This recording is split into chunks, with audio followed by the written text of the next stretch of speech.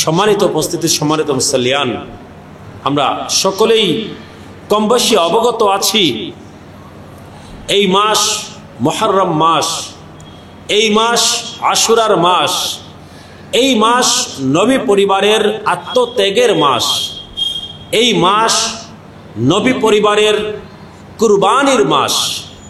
উম্মতকে বাঁচানোর জন্য, নানাজির উম্মতকে বাঁচানোর জন্য দয়াল হাবিব নবীজির আহলে বায়ত পরিবারবর্গ নবীর পাক পাঞ্জাতন নিজেদের আত্মত্যাগ, নিজেদের বলিদান দিয়েছিলেন শুধুমাত্র এই উম্মতকে বাঁচানোর জন্য, তরানোর জন্য। জোরে সোরে সুবহানাল্লাহ। দেখুন, এটা আল্লাহ সুবহানাহু ওয়া তাআলার একটা অপার মহিমা। আরবি বর্ষ শেষ হয় জিলহজ মাস দিয়ে। কোন মাস দিয়ে? জিলহজ মাস দিয়ে। ইংরেজি মাস শুরু হয় জানুয়ারি দিয়ে, শেষ হয় কি ডিসেম্বর দিয়ে। আর আরবি মাসটা শেষ হয় জিলহজ মাস দিয়ে, যেই মাস হচ্ছে একটা কুরবানির মাস। সুবহানাল্লাহ। আমরা কুরবানি করি না জিলহজ মাসে? জিলহজ মাসে 10 তারিখে। আবার দেখেন, আরবি মাস শেষ হয় জিলহজ মাস দিয়ে, যেই মাস কুরবানির মাস। আবার আরবি মাস শুরু হয় মুহররম মাস দিয়ে, যেই মাস নবীর আহলে বায়াতের কুরবানির মাস। নবীর আহলে বায়াত নিজেদেরকে কুরবানি দিয়েছিলেন এই উম্মতকে হকের রাস্তাটা চিনিয়ে দেওয়ার জন্য, সত্যের রাস্তাটা আমাদেরকে জানিয়ে দেওয়ার জন্য। হে আমার নানাজির উম্মত, তোমরা এই পথে চলবে, এই পথ হচ্ছে হকের পথ, আর এই পথে চলবে না, এই পথ হচ্ছে ইয়াজিদের পথ। এই পথে চলবে না, এটা ইয়াজিদের পথ, এটা মারওয়ানের পথ, এটা শিমারের পথ, আর এই পথ হচ্ছে উমর ইবনে সাদের পথ, এই পথ হচ্ছে উবাইদুল্লাহ ইবনে জিয়াদের পথ। এই পথে তোমরা চলবে না, তোমরা চলবে ডানপন্থী রাস্তায়। এই পথ হচ্ছে আমার নানাজির পথ, এই পথ হচ্ছে আমরা আহলে বায়াতের পথ, আর এই পথ হচ্ছে খুলাফায়ে রাশিদিনের পথ। আমাদেরকে হক এবং বাতিলের রাস্তাটা চিনিয়ে দেওয়ার জন্য নবীর আহলে বায়াত, নবীর পরিবার নিজেদেরকে বলিদান দিয়েছেন, আত্মত্যাগ করেছেন। কার জন্য? আপনার আমার জন্য। এই মাস বড় হৃদয় বিদারক মাস, এই মাস বড় কষ্টের মাস, এই মাস বড় দুঃখের মাস, এই মাস আমাদের জন্য শোকের মাস। ইতিহাসের কিতাবের মধ্যে এসেছে, তারিখের কিতাবের মধ্যে এসেছে, যখন মুহররম মাস আসতো। কোন মাস?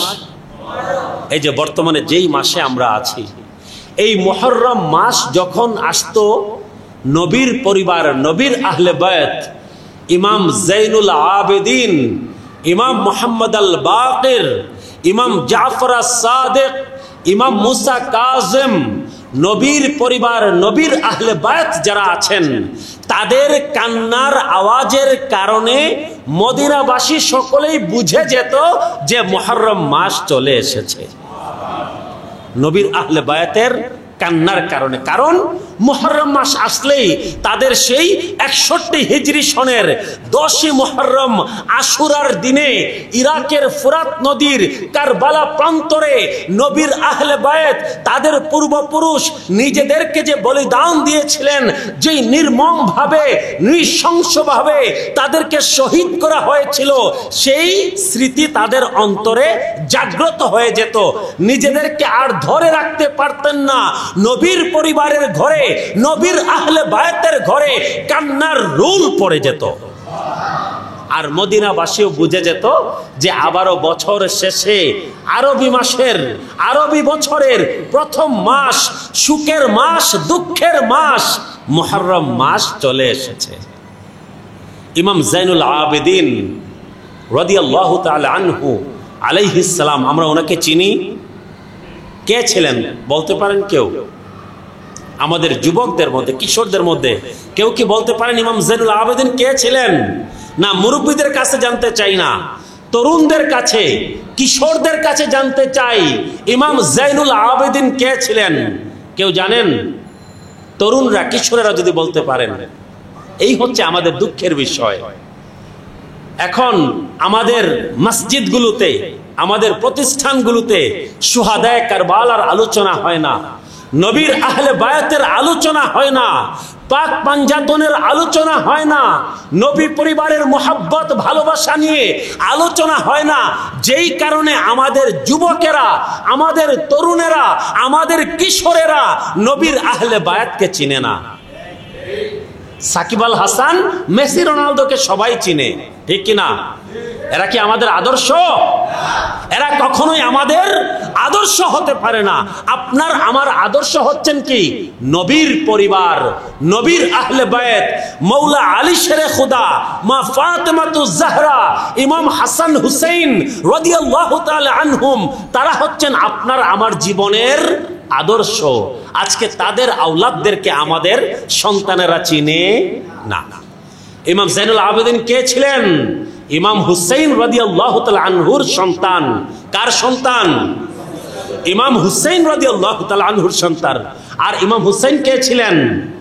দয়াল হাবিব নবীজির কলিজার টুকরা কন্যা মা ফাতেমাতুজ জাহরা রাদিয়াল্লাহু তাআলা আনহার সন্তান। জুড়ে শিরে সুবহানাল্লাহ। ইমাম হুসাইন রাদিয়াল্লাহু তাআলা আনহু যে শহীদ হয়েছেন, নবীর পরিবারের 17 জন, মতান্তরে 22 জন, মতান্তরে 37 জন সদস্য নবীর আহলে বায়াতের কারবালার প্রান্তরে শহীদ হয়েছেন। নবীর পরিবারের, নবীর ডাইরেক্ট রক্ত, নবীর পরিবারের আওলাদ 17 জন, 23 জন, মতান্তরে 37 জন এই কারবালার জমিনে শহীদ হয়েছেন। ইমাম জাইনুল আবেদিন, ইমাম হুসাইন রাদিয়াল্লাহু তাআলা আনহু, ওনার সন্তান ইমাম জাইনুল আবেদিন খুবই অসুস্থ ছিলেন। কি ছিলেন? কারবালার ঘটনার সময় তিনি ছিলেন অসুস্থ, তাঁবুর মধ্যে ছিলেন, কিন্তু কি হয়েছে না হয়েছে সকল কিছু তিনি তাঁবুর মধ্য থেকে দেখেছেন। ইমামে হুসাইন রাদিয়াল্লাহু তাআলা আনহু উনার বোন সাইয়্যিদা যায়নবকে, কাকে? ইমাম হুসাইন রাদিয়াল্লাহু তাআলা আনহুর আপন বোন ছিলেন সাইয়্যিদা যায়নব। উনাকে বলেছেন, ও আমার বোন সাইয়্যিদা যায়নব, আমি চলে যাচ্ছি, কিন্তু আমার সন্তান আলী ইবনে হুসাইন, ইমাম জাইনুল আবেদিনের টাইটেল ছিল জাইনুল আবেদিন। জাইনুল আবেদিন শব্দের অর্থ হচ্ছে সকল ইবাদতকারীদের সৌন্দর্য। বলেন সুবহানাল্লাহ। উনার আরেকটা টাইটেল ছিল সাজ্জাদ, ইমামে সাজ্জাদ। বেশি বেশি সেজদা করতেন, এই জন্য উনাকে মদিনার মানুষ সাজ্জাদ হিসেবে ডাকতো। সুবহানাল্লাহ। জাইনুল আবেদিন উনার লকব, উনার মূল নাম হচ্ছে আলী ইবনুল হুসাইন। উনার নামও ছিল উনার দাদাজি হযরতে মাওলা আলী শেরে খুদার নামে। সুবহানাল্লাহ। আলী ইবনুল হুসাইন, কিন্তু উনার টাইটেল ছিল কি? জাইনুল আবেদিন। আরেকখানা টাইটেল ছিল সাজ্জাদ।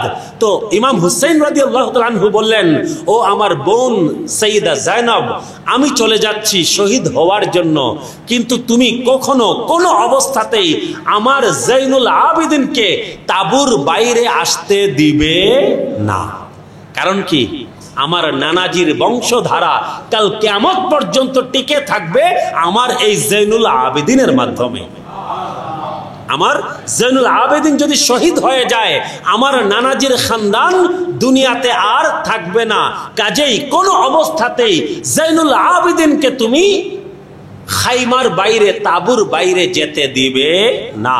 এই জন্য ইমাম জাইনুল আবেদিনকে ইয়াজিদের নিষ্ঠুর বাহিনী শহীদ করতে পারে নাই।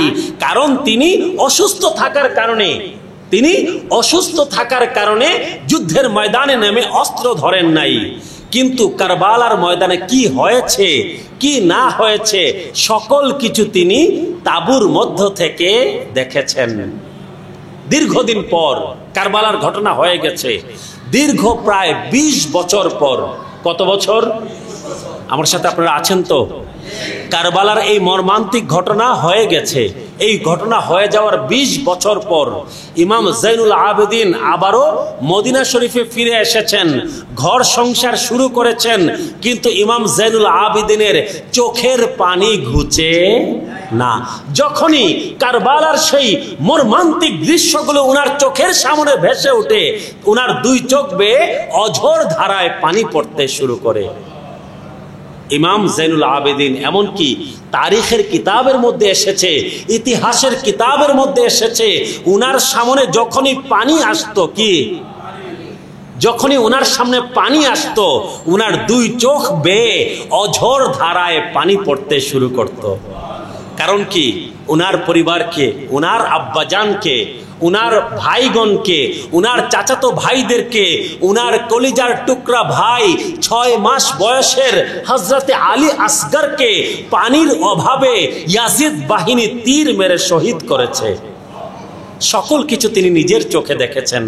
এই জন্য পানির অভাবে যেই কষ্ট করেছেন, যেই কষ্টটা পেয়েছেন উনার পরিবার, এই দৃশ্য উনার মনে হয়ে যেত, পানি উনার সামনে আসা মাত্র কান্নায় ভেঙে পড়তেন।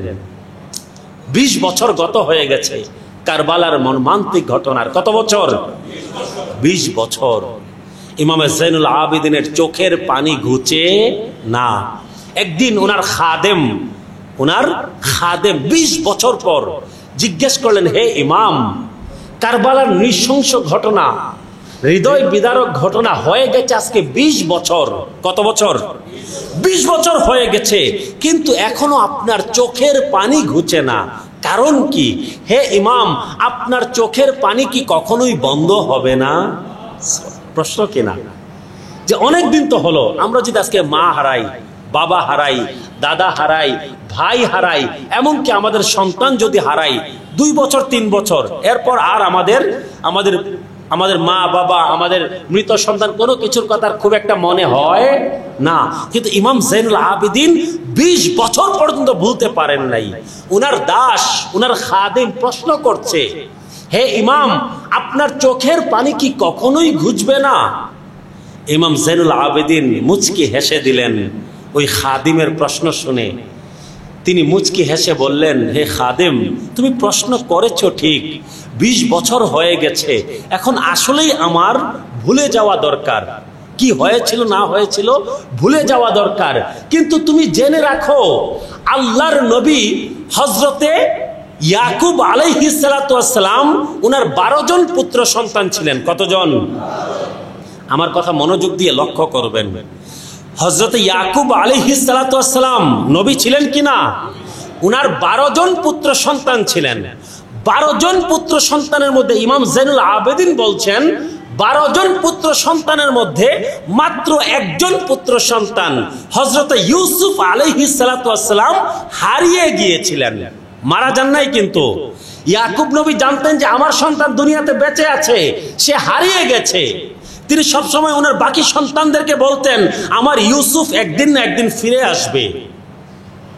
তো ইয়াকুব আলাইহিস সালাতু ওয়াস সালাম বলতেন যে উনার এক সন্তান শুধুমাত্র হারিয়ে গেছে, কিন্তু ইয়াকুব আলাইহিস সালাতু ওয়াস সালাম সেই হারানো সন্তানের জন্য নির্দিষ্ট একটা ঘরের মধ্যে বসে 40 বছর পর্যন্ত কান্নাকাটি করেছেন। হযরত ইমাম জাইনুল আবেদিন বলছেন, হে আমার খাদেম, তুমি প্রশ্ন করেছো ঠিক, কেন আমার 2 চোখের পানি ঘুচে না? ইয়াকুব নবী একজন মাত্র পুত্র সন্তান হারিয়ে 40 বছর পর্যন্ত কান্নাকাটি করেছিলেন, আর আমি জাইনুল আবেদিনের চোখের সামনে আমার আব্বাজান হযরতে ইমামে হুসাইন রাদিয়াল্লাহু তাআলা আনহুর গলা মুবারকের মধ্যে ইয়াজিদ বাহিনী ছুরি চালিয়ে দিয়েছে, আমি তাঁবুর মধ্য থেকে অসহায় অবস্থায় শুধুমাত্র দেখেছি। আমার রাজপুত্রের মতো ভাই, আমার চাচাতো ভাই হযরতে কাসেম রাজপুত্রের মতো চেহারা ছিল। আমার ভাই কাসেম কারবালার জমিনে গিয়েছেন, এই ইয়াজিদ বাহিনী নিষ্ঠুর নিষ্পাপ, এই নিষ্পাপ আমার ভাইকে নৃশংসভাবে তারা কারবালার জমিনে তারা শহীদ করেছে। আমি তাঁবুর মধ্য থেকে আমি সকল কিছু নিজের চোখে দেখেছি। আমার ভাই আলী আকবর 14-15 বছর বয়সের টকবগে যুবক ঘোড়া ছুটিয়ে কারবালার ময়দানে গিয়েছে। আমার ভাইয়ের কাটা মস্তক ঘোড়ার উপরে ফিরে এসেছে, তার কাটা শরীর ঘোড়ার উপরে ফিরে এসেছে। আমার ভাই আলী আকবর ফিরে আসে নাই। সকল কিছু বাদ দাও, আমার 6 মাস বয়সের ভাই আলী আসগর আমার 6 মাস বয়সের ভাই আলী আসগর, যাকে আমার আব্বাজান ইমামে হুসাইন রাদিয়াল্লাহু তাআলা আনহু একটু পানি পান করানোর জন্য ফুরাত নদীর তীরে নিয়ে গেছেন, পানির আজলা তুলেছেন। আমার 6 মাস বয়সী দুধের শিশু আলী আসগর আমার ভাইয়ের মুখে তুলে দিবেন, এমন সময় সেই ইয়াজিদ বাহিনীর তীর এসে আমার ভাই আলী আসগরের পবিত্র গলাকে বিদ্ধ করে দিয়েছে। একে একে আমার পরিবারের সকল পুরুষ সদস্য শহীদ হয়েছেন আমার চোখের সামনে। আমার চাচা হযরতে আব্বাস আলমদার তিনি শহীদ হয়েছেন। আমার চাচা হযরতে আবু বকর বিন আলী, আমার চাচা হযরতে উমর বিন আলী, আমার চাচা হযরতে উসমান বিন আলী, সকলেই একে একে কারবালার ময়দানে গিয়েছেন, কিন্তু কেউ জীবিত ফিরে আসতে পারেন নাই। তুমি প্রশ্ন করেছো ঠিক, কিন্তু যেই নৃশংস ঘটনা আমি কারবালার ময়দানে দেখেছি, এই দৃশ্য আমার যখন মনে হয়, আমি আমার 2 চোখের পানি আর আটকে রাখতে পারি না। নবীর আহলে বায়াতের জন্য চোখের পানি ফেলা এটা নবীর আহলে বায়াতের আওলাদদের সুন্নত। জোরে সোরে সুবহানাল্লাহ। এমনকি শুধুমাত্র নবীর আহলে বায়াতের আওলাদ না, দয়াল হাবিব নবীজির সুন্নত হচ্ছে ইমামে হুসাইন রাদিয়াল্লাহু তাআলা আনহুর জন্য নিজের 2 চোখের পানি বিসর্জন দেয়া। গত জুমাবারে আলোচনা করেছি, অনেকগুলো হাদিস এসেছে, একটা দুইটা না, অনেকগুলো হাদিস এসেছে নবীর আহলে বায়াত, নবীর পরিবার ইমামে হুসাইন রাদিয়াল্লাহু তাআলা আনহু এবং শুহাদায়ে কারবালার জন্য নিজের 2 চোখের পানি বিসর্জন দেয়া, অশ্রু বিসর্জন দেয়া, এটা নবী করিম সাল্লাল্লাহু আলাইহি ওয়াসাল্লাম দয়াল নবীজির সুন্নত। বলেন সুবহানাল্লাহ। গত শুক্রবারে যেখানে আলোচনা শেষ করেছিলাম, হযরতে উম্মে সালামা রাদিয়াল্লাহু তাআলা আনহাকে দয়াল হাবিব নবীজি একটা মাটি ভর্তি একটা শিশি দিয়ে গিয়েছিলেন, একটা মাটি ভর্তি একটা শিশি দিয়ে গিয়েছিলেন, একটা বোতল দিয়ে গিয়েছিলেন, যেটার ভিতরে ছিল কারবালার মাটি। আর বলে গিয়েছিলেন, যখন দেখবে এই কারবালার মাটি রক্ত বর্ণের হয়ে গেছে, তখন মনে করবে আমার হুসাইন আর দুনিয়াতে নাই। হযরতে উম্মে সালামা রাদিয়াল্লাহু তাআলা আনহা 61 হিজরি সনের 10ই মুহররম মদিনা শরীফে দুপুরবেলা শুয়ে আছেন। কখন? বিকালে খাওয়া দাওয়া করে মানুষ একটু ঘুমায় না? হযরতে উম্মে সালামা রাদিয়াল্লাহু তাআলা আনহা দয়াল হাবিব নবীজির স্ত্রী হযরতে আম্মা জান উম্মে সালামা রাদিয়াল্লাহু তাআলা আনহা 61 হিজরি সনের 10ই মুহররম আশুরার দিনে মদিনা শরীফে শুয়ে আছেন। শুয়ে শুয়ে তিরমিজি শরীফের সহিহ হাদিস, তিনি স্বপ্নে দেখছেন দয়াল হাবিব নবীজি ওনার স্বপ্নের মধ্যে চলে এসেছেন। নবী করিম সাল্লাল্লাহু আলাইহি ওয়াসাল্লামের পবিত্র চুল মুবারকের মধ্যে ধুলাবালি লাগানো। কি লাগানো? নবী করিম সাল্লাল্লাহু আলাইহি ওয়াসাল্লামের পবিত্র জুলফি মুবারকের মধ্যে ধুলাবালি লাগানো, পবিত্র দাড়ি মুবারকের মধ্যে ধুলাবালি লাগানো।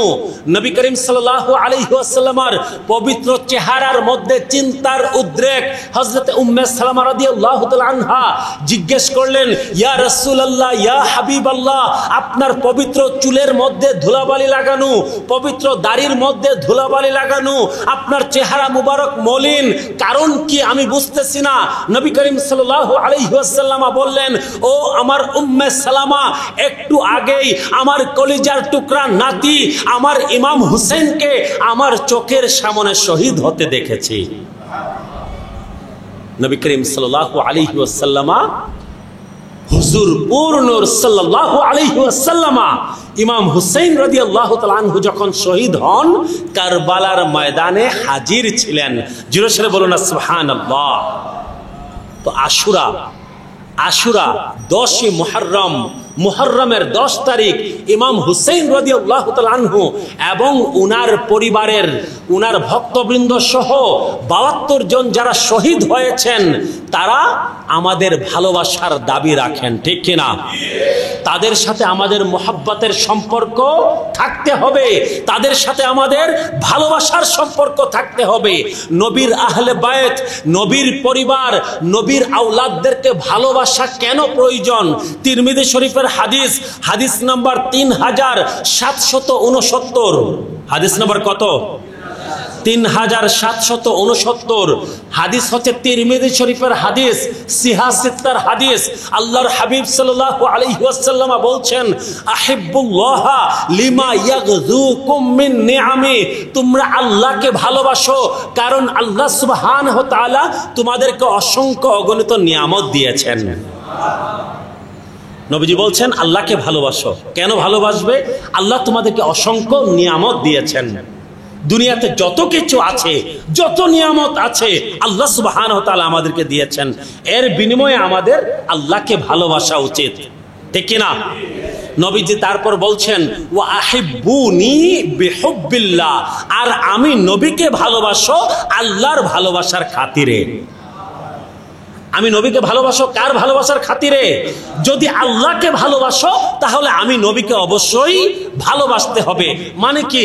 আল্লাহর ভালোবাসা এবং নবীর ভালোবাসা আলাদা কোনো বিষয় না। যেই অন্তরের মধ্যে আল্লাহর ভালোবাসা আছে কিন্তু নবীর ভালোবাসা নাই, ওই অন্তরের ঈমান কি পরিপূর্ণ না, বরং ওই অন্তর হচ্ছে মুনাফিকের অন্তর, ঠিক না? যেই অন্তরে আল্লাহর ভালোবাসা আছে সেই অন্তরে নবীর ভালোবাসা থাকতে হবে। তারপরে দয়াল হাবিব নবীজি বলছেন, ওয়া আহিব্বু আহলা বাইতি লিহুব্বি, আর আমার আহলে বায়তকে, আমার পরিবারকে, আমার পাক পাঞ্জাতনকে ভালোবাসো আমি নবীর ভালোবাসার খাতিরে। যদি তোমরা আল্লাহর ভালোবাসার দাবি করো, আমি নবীকে ভালোবাসতে হবে। আর আমি নবীর ভালোবাসার দাবি যদি করো তাহলে আমার আহলে বায়ত, আমার পরিবার, আমার মাওলা আলী শের খুদা, আমার ফাতেমা, আমার হাসান হুসাইনকে তোমাদের ভালোবাসতে হবে। নবীর আওলাদের প্রতি, নবীর আহলে বায়তের প্রতি, নবীর পরিবারের প্রতি ভালোবাসা কেমন হওয়া উচিত? ছোট্ট একটা ঘটনা বলবো। ইমাম ইবনুল জৌজি ওনার কিতাবের মধ্যে ঘটনাটা এনেছেন। নবী করিম সাল্লাল্লাহু আলাইহি ওয়াসাল্লামের আওলাদের মধ্যে একজন সৈয়দ জাদি, কার কথা বলছি? নবীর আওলাদ সৈয়দ জাদি, ইমাম হাসান হুসাইন রাদিয়াল্লাহু তাআলা আনহুমা, উনাদের বংশধর একজন সৈয়দ জাদি। উনি বিধবা হয়ে গেছেন। কি হয়ে গেছেন? বিধবা হয়ে গেছেন। এবং উনার উপরে ওই সময়ের আব্বাসীয় যে বাদশা ছিল, উমাইয়া যে বাদশা ছিল, তারা উনার পরিবারের উপরে জুলুম করছে। ওই সৈয়দ জাদি তিনি বিধবা, উনার কয়েকজন ছোট ছোট এতিম সন্তান আছে যারা নিজেরা সৈয়দ জাদা, বলেন না সুবহানাল্লাহ।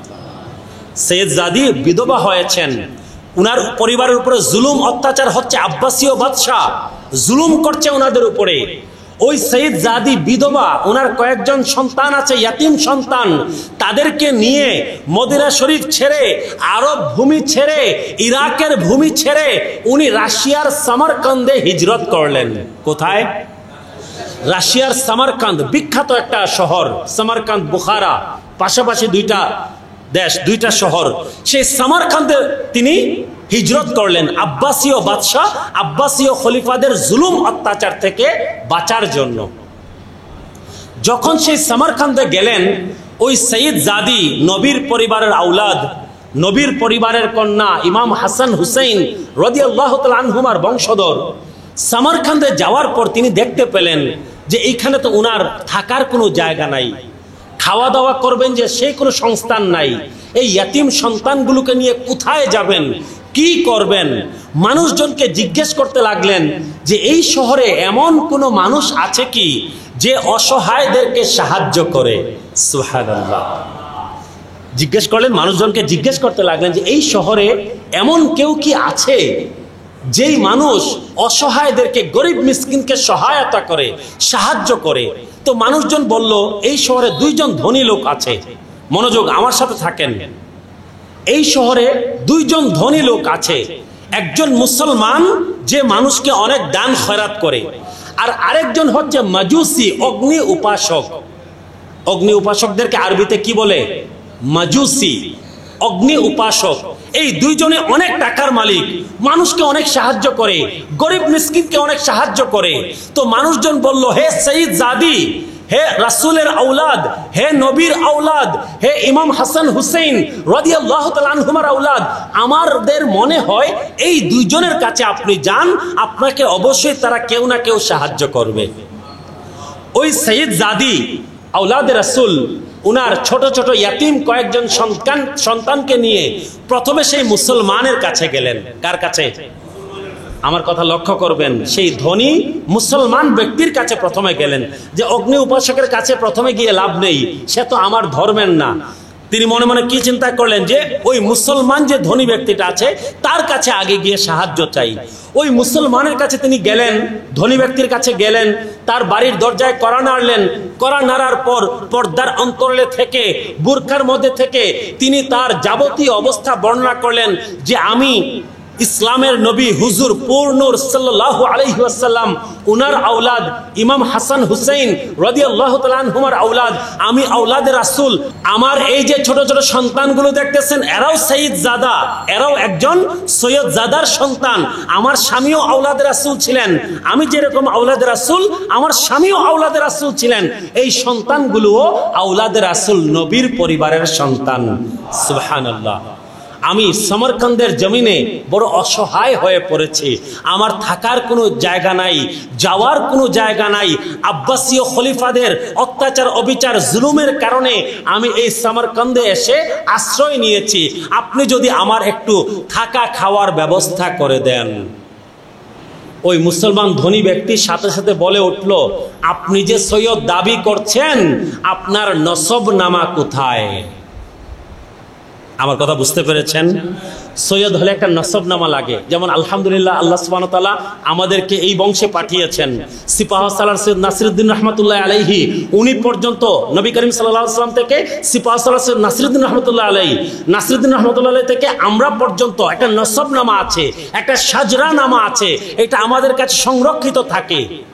ওই সঈদ জাদি বলতেছেন যে আমি আপনাকে বললাম যে আমি সমরকন্দে এসে আশ্রয় নিয়েছি, আব্বাসীয় বাদশাহ আমাদের উপরে জুলুম করছে, অত্যাচার করছে। আমি তো নসবনামা সাথে নিয়ে ঘুরি না, নসবনামা সাথে নিয়ে ঘোরার মতো অবস্থা আমার নাই। নসবনামা হয়তো আছে মদিনা শরীফে, হয়তো আছে ইরাকে, হয়তো আছে অন্য কোনো জায়গায়, কিন্তু আমি তো আমার জীবন নিয়ে, আমার সন্তানদেরকে বাঁচানোর জন্য নিজের জীবন নিয়ে আমি পালিয়ে এসেছি। নসবনামা তো সাথে নিয়ে ঘোরার মতো কোনো অবস্থা নাই। কোথা থেকে সেই বংশ পরিচয় দেখাবো? ওই মুসলমান ধনী ব্যক্তির সাথে সাথে বলে উঠল কি, যে এইরকম তো অনেকেই সৈয়দ দাবি করে, হতে পারে আপনিও তাদের মধ্যে একজন। জোরে সোরে নাউজুবিল্লাহ। সাহায্য করলো না। ওই সৈয়দ জাদি তখন কি করবেন? অসহায় হয়ে সেই যে অগ্নি উপাসক, অমুসলিম মাজুসি, তার বাড়িতে গেলেন। গিয়ে একইভাবে বুঝিয়ে বললেন যে আমি ইসলামের নবী হুজুর পূর্ণুর সাল্লাল্লাহু আলাইহি ওয়াসাল্লাম ওনার আওলাদের মধ্যে একজন, সমরকন্দে এসে আমি বড় অসহায় অবস্থার মধ্যে পড়েছি, আমাকে একটু সাহায্য করেন। ওই অগ্নি উপাসকের অন্তরের মধ্যে দয়ার উদ্রেক হলো। সে সাথে সাথে বলল, হে ইসলামের নবী, হে ইসলামের নবী হুজুর পূর্ণুর সাল্লাল্লাহু আলাইহি ওয়াসাল্লামের আওলাদ, হে আওলাদের রাসূলরা, আপনাদের চিন্তার কোনো কারণ নাই। আপনাদের থাকা খাওয়ার ব্যবস্থা আমি মাজুসি, আমি অগ্নি উপাসক করে দিলাম। ইমাম ইবনুল জাওজি বলছেন, রাত্রিবেলা ওই যে মুসলমান, ধনী মুসলমান এবং এই যে অগ্নি উপাসক দুইজনই ঘুমাতে গেল, দুইজনই রাত্রে ঘুমাতে গেল। ওই মুসলমান ব্যক্তি যে সঈদ জাদিকে সাহায্য না করে খালি হাতে যে বিতাড়িত করেছে, ফিরিয়ে দিয়েছে, সে স্বপ্নে দেখছে হুজুর পূর্ণুর সাল্লাল্লাহু আলাইহি ওয়াসাল্লাম বেহেশতের মধ্যে একটা সুরম্য অট্টালিকার সামনে দাঁড়িয়ে আছেন। মুসলমান যে নবীর আওলাদকে যে সাহায্য করে নাই, সে স্বপ্নে দেখছে যে নবী করিম সাল্লাল্লাহু আলাইহি ওয়াসাল্লাম তার স্বপ্নে এসেছেন, জান্নাতের মধ্যে খুবই সুন্দর একটা বাড়ি, খুবই সুন্দর একটা অট্টালিকা, সেই অট্টালিকার সামনে দাঁড়িয়ে আছেন। এই মুসলমান বলল, ইয়া রাসূলুল্লাহ, এই বাড়িটা কার? নবী করিম সাল্লাল্লাহু আলাইহি সাল্লাম বলেন, এই বাড়িটা একজন সাচ্চা মুসলমানের। বলেন না সুবহানাল্লাহ। ওই মুসলমান বলল, ইয়া রাসূলুল্লাহ, আমিও তো মুসলমান, আপনি দয়া করে এই বাড়িটা আমাকে দিয়ে দিন। নবীজি সাথে সাথে প্রশ্ন করলেন, তুমি যে মুসলমান তার সনদ কি? তোমার সেই মুসলমান হওয়ার সনদ আমাকে দেখাও। সাথে সাথে ওই ব্যক্তির ঘুম ভেঙে গেল। ঘুম ভাঙার পর তার হিসাব মিলে গেল যে আমি নবীর আওলাদের কাছে সনদ চেয়েছিলাম, সার্টিফিকেট চেয়েছিলাম, তারা শহীদ হয়েছেন কিনা, আসলেই সত্যিকারের শহীদ কিনা। এখন নবী আমার কাছে সনদ চাইতেছেন যে আমি মুসলমান কিনা। ওই ব্যক্তি সাথে সাথে উঠে সেই অগ্নি উপাসকের বাড়ির দিকে দৌড় দিল। সে খবর নিয়ে জানতে পারলো যে নবীর আওলাদগণ সেই অগ্নি উপাসকের বাড়িতে আছেন। ওই অগ্নি উপাসক তাদেরকে খুব সম্মান করে সুন্দর একটা বাড়িতে থাকতে দিয়েছে, তাদের খাবারের ব্যবস্থা করেছে, সকল কিছু করে দিয়েছে।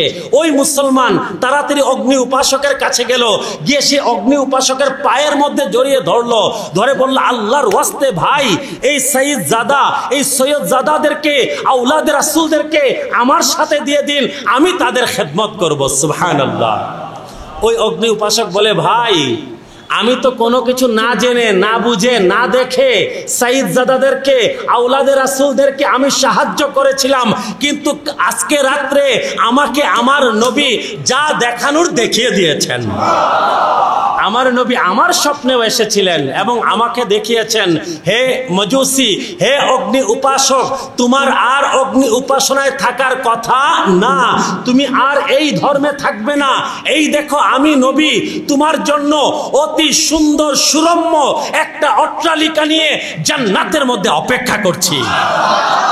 ওই অগ্নি উপাসক বলে, স্বপ্নের মধ্যেই আমি আমার হুজুর পূর্ণুর সাল্লাল্লাহু আলাইহি ওয়াসাল্লামের উপরে ঈমান এনে কালিমা পড়ে আমি মুসলমান হয়ে গেছি। তুমি যদি দুনিয়ার সম্পদও যদি আমাকে দিয়ে দাও, এই সাইয়্যিদ জাদা, এই সাইয়্যিদ জাদি, আওলাদে রাসূলদেরকে কখনোই আমি তোমার হাতে তুলে দেব না। নবীর আওলাদ, নবীর আহলে বায়াত, তারা কিন্তু ডাইরেক্ট আওলাদ না, আওলাদের আওলাদ, আওলাদের আওলাদ, তাদেরকে এইভাবে সম্মান করতে বলা হয়েছে। যদি কেউ সৈয়দ দাবি করে, তার কাছে কখনো সনদ চাইবেন না। কেউ যদি মিথ্যা সৈয়দ দাবিদার হয়, তার কবর হাসর এমনিতেই শেষ। আমার কথা বুঝতেছেন? যদি কেউ মিথ্যা সৈয়দ দাবিদার হয়, মিথ্যা আওলাদে রাসূলের দাবিদার যদি কেউ হয়, তার কবর হাসর এমনিতেই ধ্বংস। কারণ কি, নবী করিম সাল্লাল্লাহু আলাইহি ওয়াসাল্লামের পবিত্র জবানের কথা, যে কোনো বংশের না হয়ে কোনো বংশের যখন সে দাবি করবে, তার জন্য জাহান্নাম। তো কেউ যদি সৈয়দ দাবি করে, আমাদের দেখার দরকার নেই তার সনদ আছে কিনা, নসবনামা আছে কিনা, আমরা তাকে সম্মান করব। কি জন্য? দয়াল হাবিব নবীজির খাতিরে। সুবহানাল্লাহ। ওই যে হাদিসখানা বলেছিলাম, ওয়া আহিব্বু আহলা বাইতি লিহুব্বি, নবীজি বলছেন, আমার আহলে বায়াতকে তোমরা সম্মান করো, আমার আহলে বায়াতকে তোমরা ভালোবাসো। কি জন্য? আমি নবীর ভালোবাসার খাতিরে। কাজেই আল্লাহ সুবহানাহু ওয়া তাআলাকে যদি কেউ ভালোবাসার দাবি যদি কেউ করে, তাহলে অবশ্যই রাসূলকে ভালোবাসতে হবে। আর রাসূলের ভালোবাসার দাবি যদি কোনো ব্যক্তি করে, তাকে অবশ্যই নবীর আহলে বায়াত, নবীর পরিবার, পাক পাঞ্জাতন এবং তাদের আওলাদদেরকে ভালোবাসতে হবে। এটা হচ্ছে কি? ঈমানের দাবি। কিসের দাবি?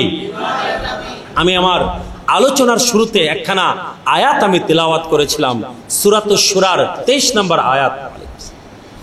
সূরাতুশ শুরার 23 নম্বর আয়াত, যেখানে আল্লাহ সুবহানাহু ওয়া তাআলা বলছেন, বা'দা আউযু বিল্লাহি মিনাশ শাইতানির রাজীম, কুল লা আসআলুকুম আলাইহি আজরান ইল্লাল মাওয়াদ্দাতা ফিল কুরবা।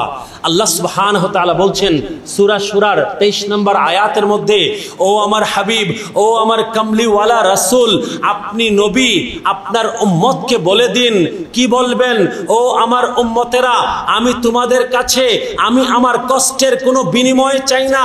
আমি নবী 23 বছর পর্যন্ত নবুয়ত প্রচারের জন্য, রিসালাত প্রচারের জন্য আমি যেই কষ্ট করেছি, তার কোনো বিনিময় আমি উম্মতের কাছে চাই না।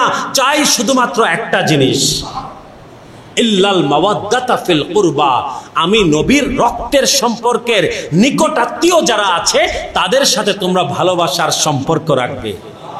কুরআন মাজিদের কথা, নবীর আহলে বায়াতের প্রতি আমাদের ভালোবাসার সম্পর্ক থাকতে হবে। গদিরে খুমের ময়দানে নবী করিম সাল্লাল্লাহু আলাইহি ওয়াসাল্লাম বারবার বলেছেন, উযাক্কিরুকুমুল্লাহ ফি আহলি বাইতি, উযাক্কিরুকুমুল্লাহ ফি আহলি বাইতি, উযাক্কিরুকুমুল্লাহ ফি আহলি বাইতি। ও আমার উম্মতেরা, আমি নবী হয়তোবা চলে যাচ্ছি, কিন্তু তোমাদের কাছে কুরআন রেখে যাচ্ছি, সুন্নত রেখে যাচ্ছি এবং আমার আহলে বায়াত রেখে যাচ্ছি। আর আমার আহলে বায়াতের ব্যাপারে তোমাদেরকে আল্লাহর দোহাই দিচ্ছি, আমার আহলে বায়াতের সাথে, আমার পরিবারের সাথে তোমরা উত্তম আচরণ করবে, আমার পরিবারের সাথে তোমরা সদাচরণ করবে, ভালোবাসা এবং মোহাব্বতের সম্পর্ক রাখবে। সুবহানাল্লাহ। নবী করিম সাল্লাল্লাহু আলাইহি ওয়াসাল্লাম আরেকখানা গুরুত্বপূর্ণ কথা বলেছেন নবীর আহলে বায়াতের ব্যাপারে। নবী করিম সাল্লাল্লাহু আলাইহি ওয়াসাল্লাম বলছেন, আদিবু আওলাদাকুম আলা সালাসিন। নবীজি বলছেন, তোমরা তোমাদের সন্তানদেরকে তিনটা জিনিসের শিক্ষা দিবে। কয়টা? আমার সাথে আছেন তো সবাই? নবীজি বলছেন, তোমরা তোমাদের সন্তানদেরকে তিনটা জিনিসের শিক্ষা দিবে। প্রথম জিনিস হুব্বি, আমি নবীর ভালোবাসা। সুবহানাল্লাহ। কার ভালোবাসা? আচ্ছা, এখানে প্রশ্ন আসতে পারে যে এই হাদিসের মধ্যে নবী করিম সাল্লাল্লাহু আলাইহি ওয়াসাল্লাম আল্লাহর ভালোবাসার কথা বলেন নাই। প্রশ্ন আসতে পারে না? একটু আগে আমি এটার জবাব দিয়ে দিয়েছি। আল্লাহর ভালোবাসা আর রাসূলের ভালোবাসা আলাদা কোনো কিছু না। যে আল্লাহকে ভালোবাসবে সে অবশ্যই রাসূলকে ভালোবাসবে, আর যে রাসূলকে ভালোবাসবে সে অবশ্যই আল্লাহকে ভালোবাসবে। আলাদা কোনো বিষয় না। এই জন্য নবীজি বলছেন কি, আদিবু আওলাদাকুম আলা সালাসিন, তোমরা তোমাদের সন্তানদেরকে তিনটা জিনিসের শিক্ষা দাও। হুব্বি, আমি নবীর ভালোবাসা, ওয়া হুব্বি আলে বাইতি, এবং আমি নবীর আহলে বায়াতের ভালোবাসা, ওয়া তিলাওয়াতিল কুরআন, এবং তোমরা কুরআন মাজিদের শিক্ষা দাও তোমাদের সন্তানদেরকে। এই তিনটা বিষয়ের ভালোবাসা, মোহাব্বত আমাদের অন্তরে যদি থাকে, কোনো উম্মত ইনশাআল্লাহ পথভ্রষ্ট হবে না। নবীর আহলে বায়াতকে আমাদের আঁকড়ে ধরতে হবে, খুলাফায়ে রাশিদিনকে আঁকড়ে ধরতে হবে, সাহাবায়ে কেরামকে আঁকড়ে ধরতে হবে, নবীর আওলাদদেরকে আমাদের আঁকড়ে ধরতে হবে, কুরআনকে আঁকড়ে ধরতে হবে, সর্বোপরি দয়াল হাবিব নবীজির সুন্নতকে আঁকড়ে ধরতে হবে। এছাড়া আমাদের মুক্তির কোনো রাস্তা নাই। নবীর আহলে বায়াতকে আমাদের ভালোবাসতে হবে। কেমন ভালোবাসা? অন্তরের অন্তঃস্থল থেকে আনকন্ডিশনাল ভালোবাসা, শর্তহীন, কোনো শর্ত থাকতে পারবে না, কোনো ইফস এন্ড বাটস থাকতে পারবে না। নিঃশর্তভাবে আল্লাহর হাবিব সাল্লাল্লাহু আলাইহি ওয়াসাল্লামের আহলে বায়াতকে আমাদের ভালোবাসতে হবে। কারণ কি? নবী করিম সাল্লাল্লাহু আলাইহি ওয়াসাল্লাম বলেছেন, মান আহাব্বা হুসাইনান ফাকাদ আহাব্বানি, যেই ব্যক্তি আমার হুসাইনকে ভালোবাসবে সে যেন আমি নবীকে ভালোবাসলো। আর যে আমার হুসাইনকে ভালোবাসলো এবং আমি নবীকে ভালোবাসলো সে আমার সাথে জান্নাতে থাকবে। মান আহাব্বা হাসানান ফাকাদ আহাব্বানি ওয়া মান আহাব্বা হাসানান ফাকাদ মাইয়া ফিল জান্নাহ, যে ব্যক্তি আমার হাসানকে ভালোবাসলো সে আমি নবীকে ভালোবাসলো, যে আমি নবীকে ভালোবাসলো সে আমার সাথে জান্নাতে থাকবে। নবীর আহলে বায়াতের ভালোবাসা ভিন্ন, আমাদের জান্নাতি হওয়ার কোনো ধরনের কোনো তরিকা নাই। নবীর আহলে বায়াতকে ভালোবাসতে হবে, আর নবীর আহলে বায়াতের আদর্শকে আমাদের আঁকড়ে ধরতে হবে। এছাড়া আমাদের মুক্তির কোনো রাস্তা নাই। আমরা ভালোবাসার দাবি করি, কিন্তু নবীর আহলে বায়াতের শিক্ষা আমাদের মধ্যে নাই। এই ভালোবাসার কিন্তু কোনো দাম থাকবে না। নবীর আহলে বায়াতকে যদি ভালোবাসি, নবীর আহলে বায়াতের আদর্শ, শিক্ষা, তাদের যে চলাফেরা, উঠা বসা, সেটা আমাদেরকে কপি করতে হবে। ঠিক কিনা?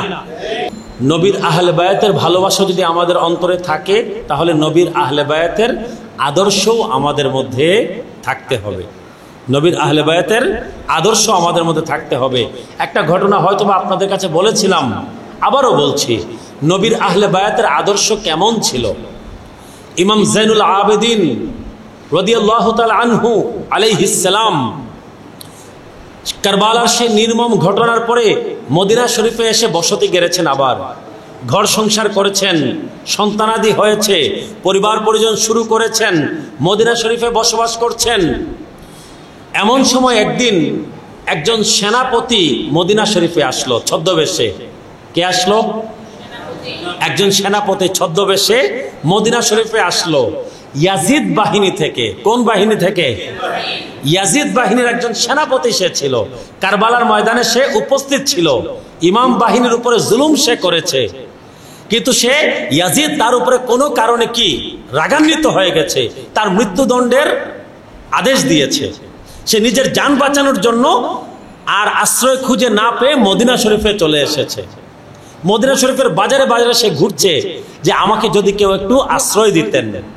তো বাজারে কোনো একজন ব্যক্তি তাকে পরামর্শ দিল যে তোমাকে যদি কেউ আশ্রয় দেয় মদিনাতে, তাহলে একজনই আশ্রয় দিবেন, তিনি হচ্ছেন ইমামে হুসাইন রাদিয়াল্লাহু তাআলা আনহুর সন্তান ইমাম আলী ইবনুল হুসাইন, ইমাম যাইনুল আবেদিন।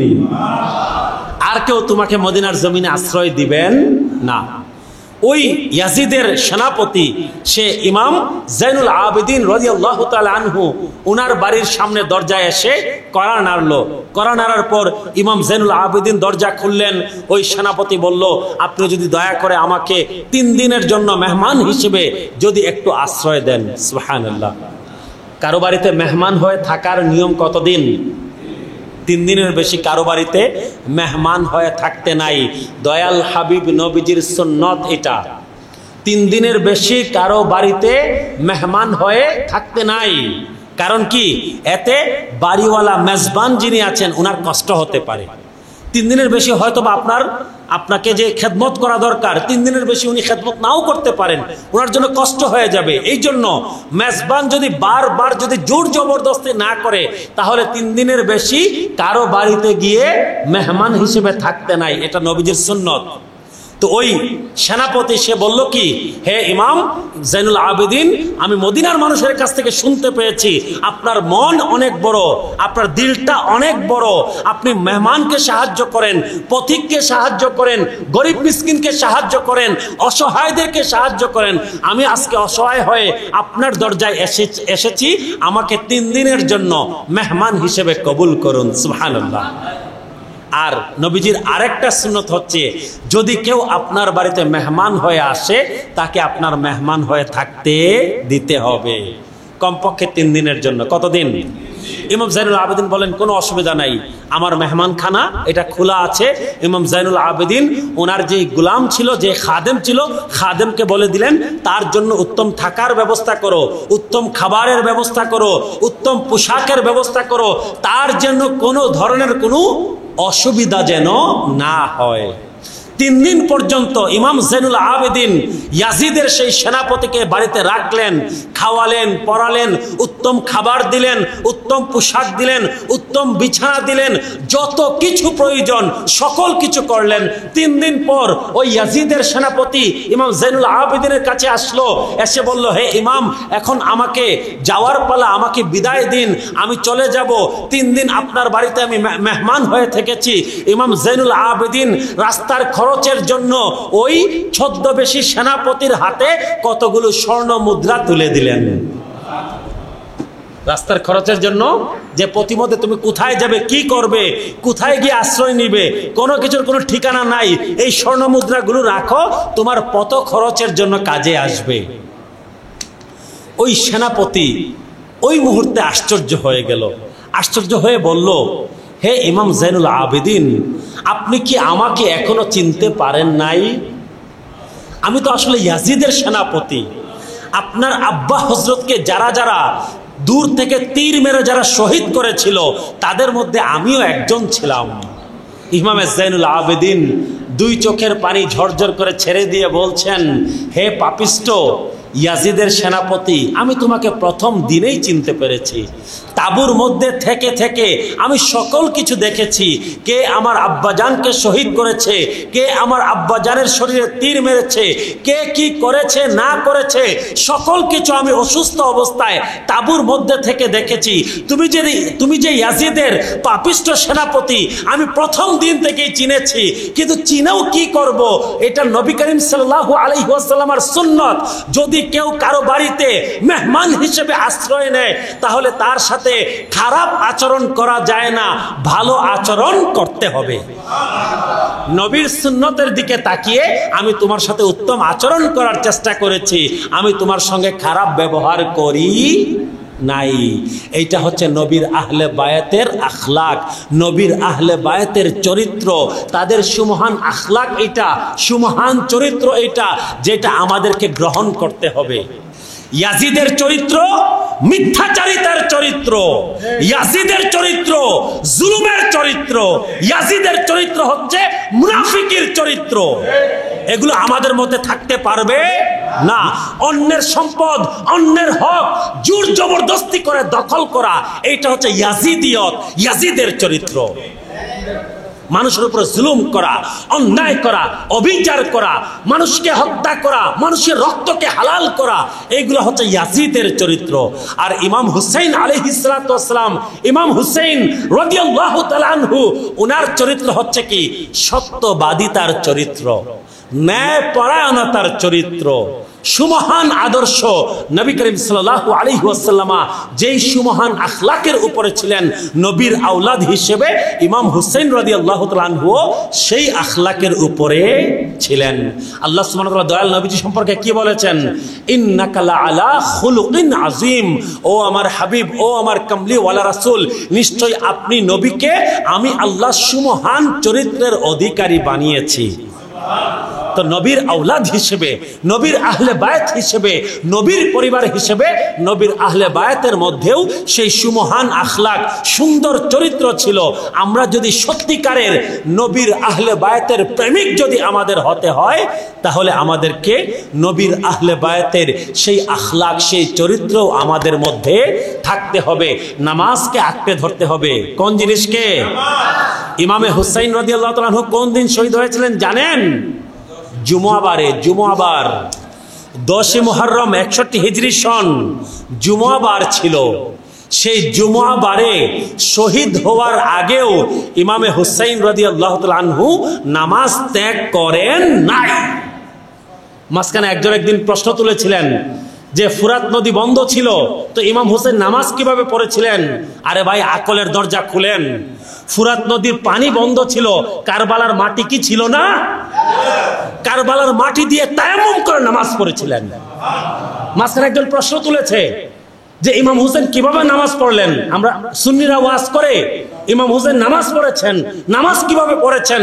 ওনার কাছে তো পানি ছিল না, তো পানি না হয়েছিল না, তায়াম্মুমের জন্য কারবালার মাটি তো ছিল। কারবালার মাটি দিয়ে তায়াম্মুম করে ইমামে হুসাইন রাদিয়াল্লাহু তাআলা আনহু শহীদ হওয়ার আগ মুহূর্তে নামাজ আদায় করেছেন। কাজেই আমাদেরকে নামাজকে আঁকড়ে ধরতে হবে। তীরের আগায় থেকেও, তীরের টার্গেটের মধ্যে থেকেও নামাজ আদায় করা, এইটাই হচ্ছে হুসাইনিয়ত। আমরা সামান্য কারণে নামাজ কাজা করে ফেলি, ঠিক কিনা? আলসেমি লাগছে, ভালো লাগছে না, সারাদিন কাজ করে এসেছি, শরীরটা একটু ক্লান্ত লাগছে, নামাজ ত্যাগ করে ফেলছি। এটা কখনোই হুসাইনিয়ত হতে পারে না। যদি হুসাইনি আদর্শের সৈনিক হতে হয়, আমাদেরকে নামাজ আদায় করতে হবে, রোজা আমাদেরকে রাখতে হবে, হজ আমাদেরকে করতে হবে, যাকাত আমাদেরকে দিতে হবে, এবং অপরের সম্পদের প্রতি আমরা লোভী হতে পারবো না। অপরের কি আছে না আছে এটা নিয়ে হিংসা করা যাবে না, অহংকার করা যাবে না, ঔদ্ধত্যপনা করা যাবে না, স্বৈরাচারিতা করা যাবে না, কারণ এইগুলা হচ্ছে ইয়াজিদের চরিত্র। ইমাম হুসাইনের বিনয়, নম্রতার, আদর্শের চরিত্র, ন্যায় পরায়ণতার চরিত্র আমাদের মধ্যে গ্রহণ করতে হবে। তবেই কেবলমাত্র আমরা ইমাম হুসাইন রাদিয়াল্লাহু তাআলা আনহুর প্রকৃত আদর্শের সৈনিক আমরা হতে পারবো। আল্লাহ সুবহানাহু ওয়া তাআলা আমাদের সকলকে যেন তৌফিক দান করেন। ইমাম হুসাইন রাদিয়াল্লাহু তাআলা আনহুকে যেইভাবে ভালোবাসলে পরে আমরা সত্যিকারের হুসাইনি মুসলমান হতে পারি, সেই রকম মুসলমান যেন হতে পারি। আরেকটা কথা, শিয়া রাফেজরা যা করে আমরা তা করতে পারবো না। কারণ কি? আমরা আহলে সুন্নাত ওয়াল জামাতের আকীদাতে বিশ্বাসী।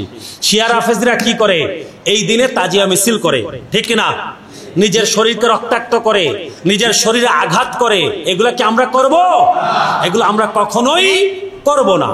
নিজের শরীরকে আঘাত করা, রক্তাক্ত করা, এই তাজিয়া মিছিল করা, ঘোড়া বানায়, কি বানায়? ঘোড়া বানায়। দেখছেন? এই ঘোড়াকে আবার দুর্গার মতো নিয়ে এক জায়গায় বিসর্জন দেয়। এগুলো হিন্দুদের পূজার মতো। হিন্দুরা মূর্তি বানায় না? দেখবেন দুর্গার মূর্তি বানায়, গণেশের মূর্তি বানায়, আবার সবাই মাথায় করে নিয়ে একটা নদীতে নিয়ে ফেলে আসে। এই কিছু মানুষ, মুসলমান নামের কিছু মানুষ এখন এগুলো শুরু করেছে। ঘোড়া বানায়, তাজিয়া বানায়, প্রাণীর আকৃতি বানানো হারাম। এগুলো বানিয়ে আবার এক জায়গায় নিয়ে আবার এটা বিসর্জন দেয়। এইগুলো কখনোই আহলুস সুন্নাহ ওয়াল জামাতের আকীদা হতে পারে না। আবার কিছু কিছু জায়গায় দেখেছি মুকাম বানায়। কি বানায়? মুকাম। এই মুকামকে সেজদা মারে, বলেন না নাউজুবিল্লাহ। এই মুকামকে তাওয়াফ করে, রাত 2:30টার সময় গোসল করে, নাউজুবিল্লাহ। এই জিনিসগুলো হয় কিছু কিছু জায়গায়। এগুলো সম্পূর্ণরূপে হারাম, এগুলো সম্পূর্ণ কুসংস্কার। এইগুলোর সাথে ইসলামের কোনো সম্পর্ক নাই। ঠিক আছে? আমরা নবীর আহলে বায়াতকে ভালোবাসি, নবীর পরিবারকে আমরা ভালোবাসি, নবীর আহলে বায়াত পাক পাঞ্জাতনকে ভালোবাসি। মাওলা আলী শেরে খোদা, মা ফাতেমাতুজ জাহরা, ইমাম হাসান হুসাইন রাদিয়াল্লাহু তাআলা আনহুমা এবং উনাদের আওলাদ সাইয়্যিদ জাদাগণকে ভালোবাসি। কিন্তু কোনো কুসংস্কার, কোনো বিদআত আমাদের কাছে থাকতে পারবে না। এটা হচ্ছে আমার অনুরোধ। ঠিক আছে? আল্লাহ সুবহানাহু ওয়া তাআলা আমাদের সকলকে যেন তৌফিক দেন নবীর আহলে বায়াতকে ভালোবাসার। খুলাফায়ে রাশিদিন, শিয়া রাফেজীদের আরেকটা বড় সমস্যা, নবীর আহলে বায়াতকে তো মানে তারা, কিন্তু খুলাফায়ে রাশিদিনকে মানে না। আবু বকর সিদ্দিক রাদিয়াল্লাহু তাআলা আনহু, সিদ্দিক আকবর, ফারুক আযম, হযরত উমর ফারুক রাদিয়াল্লাহু তাআলা আনহু, উসমান যুন্নুরাইন রাদিয়াল্লাহু তাআলা আনহু, এমনকি দয়াল নবীজির পবিত্র স্ত্রীগণ, তাদের সম্পর্কেও আজে বাজে কথা বলে এই শিয়া রাফেজীরা। জুড়ে শুনুন নাউজুবিল্লাহ। আমরা নবীর খুলাফায়ে রাশিদিনকে ভালোবাসি এবং নবীর সাহাবায়ে কেরামকে ভালোবাসি, উম্মাহাতুল মুমিনিন নবীজির পবিত্র স্ত্রীগণকেও ভালোবাসি। আমাদের এক চোখে যদি আহলে বায়াত থাকেন, আমাদের আরেক চোখে নবীর সাহাবায়ে কেরাম। এটা হচ্ছে আহলুস সুন্নাহ ওয়াল জামাতের আকীদা। ঠিক আছে? কাউকে আমরা কোনো কি বেশ কম করতে পারবো না।